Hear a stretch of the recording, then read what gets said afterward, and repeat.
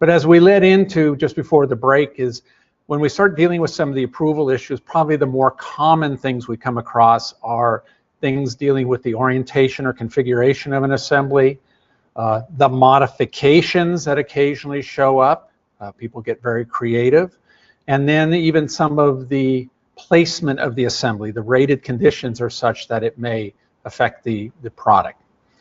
When we start looking at orientation configuration, as I mentioned earlier about the original submittal of the assembly, keep in mind that the manufacturer is the one requesting a specific configuration to be evaluated.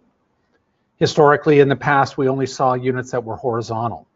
More frequently, in the current time, we're seeing products with vertical up, vertical down, and other different configurations. When we are setting things up in our laboratory now, if you ever come to our lab, you'll see that the products have to be installed and evaluated as they're being submitted.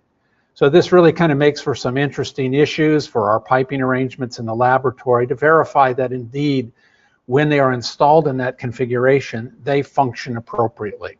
So this is really the challenge for us in the laboratory, is to make sure that the products do get tested as submitted.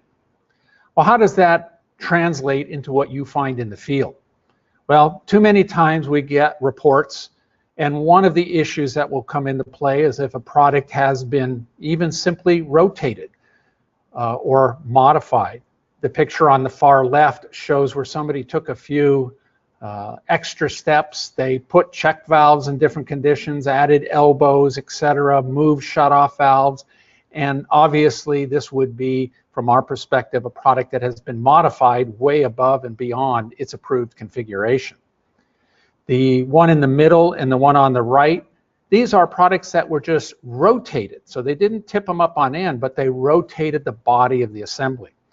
And this is where one of the first issues we can even talk about is the fact that now the markings, remember we talked about the markings earlier, the make, model, size, serial number information has to be on the top or both sides. Well, if we rotate an assembly, as is illustrated in these pictures, the markings now are only in one place, on one side. So technically, that unit was not approved in that configuration. Now, the question we get all the time is, will that affect the operation of the product? And in many cases, we may make the assessment, it does not appear that that type of check arrangement would be affected. But from a technical standpoint, if we have not evaluated it with that check valve rotated 90 degrees or 180 degrees, we really don't have the documentation to show that it will function. So that's where we have to take the technical position of saying that is no longer in its approved configuration. We also find quite frequently where we'll see a product and somebody says, you know, we're installing this in some old pipeline and we have a lot of dirt and debris that may be present. So common practice, of course, would be to put in a strainer. So they put in the strainer ahead of the backflow preventer, which will prevent that dirt or debris from entering into the assembly and fouling the components. And as we look at this, the question would be, have they modified the assembly? Well, technically, the head loss or pressure loss through the assembly has not been affected. The strainer is ahead of the assembly. So from this standpoint, we find, no, this would not affect the approval of the product. But now the installer looks at this and says, well, if I need to maintain that strainer, I would have to put an additional shutoff valve before the strainer so that I could service it. So obviously, what we find quite frequently in the field is the modification made is they'll take the shutoff valve off of the backflow preventer, put the strainer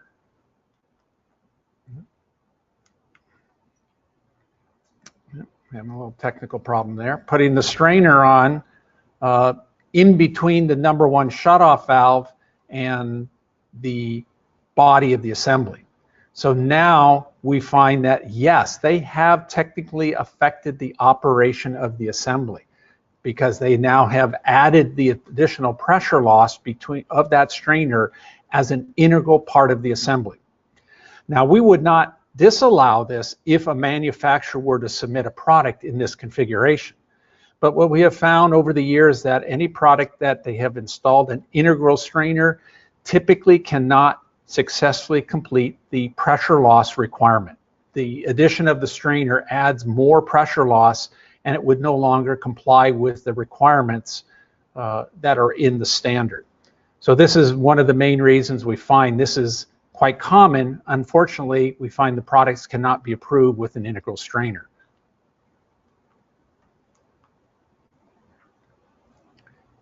The assembly, another common thing that we find is the unit will be installed, and where are the pipelines typically coming from? Normally, we know pipe is usually coming out of the ground, up into the assembly, and then back down.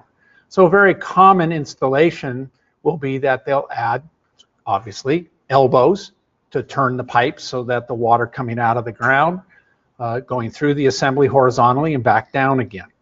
Well, depending upon the installation, we'll now see that, again, the pressure loss of the assembly has not been affected in any way, shape, or form. So once we see this happen, the next step that occurs is the installer says, well, if I can shorten the installation, I'll now put that body in, put the elbows attached directly to the body of the assembly, and then add the shutoff valves back in. So now at this point, they're looking at this and they say, oh, okay, I have just a minor modification. The problem is now the pressure loss of the assembly is from the inlet to the outlet of the assembly, and now the elbows have become an integral part. And again, typically, if the product was not approved in this configuration, what has now been modified and would be no longer considered approved. But we do have to keep in mind, there are products on the list that are configured this way. And so if you look for a particular model and you find the notation under orientation of VUVD for vertical up, vertical down, that means that it is actually configured in its approved configuration in this way. So as we go back to the list of approved assemblies, this is going to be one of your best resources to verify that if somebody has installed elbows, is that the approved configuration. So we're finding this configuration to becoming much more common, and a lot of the manufacturers realizing that this will fit, it'll shorten the end length of the assembly and make it more suitable for some applications. We actually see even in some designs where instead of going vertically back down, it may vertically go back up again to fit that location. But all of this will be noted on the list showing the proper orientation. Now some will say, what's the big deal? Why would this possibly affect anything other than pressure loss? Well, one of the other things we look at, as that water is flowing through the elbow, it may create turbulence. And what we find in some designs, the water that's coming around the elbow immediately ahead of that first check may create enough turbulence that under some flow conditions, it causes the relief valve to discharge. So here we have, again, a condition that's affecting the operation of the product. So we can't just, indiscriminately add elbows to any product and expect it to always work. We do have some designs that the manufacturer has to look at carefully before they make this kind of configuration. So again, I think many of you have probably run into these issues, and your best resource is verifying what is the approved configuration of the product based on the list of approved assemblies. Now, modifications. We look at things as simple as the test cocks.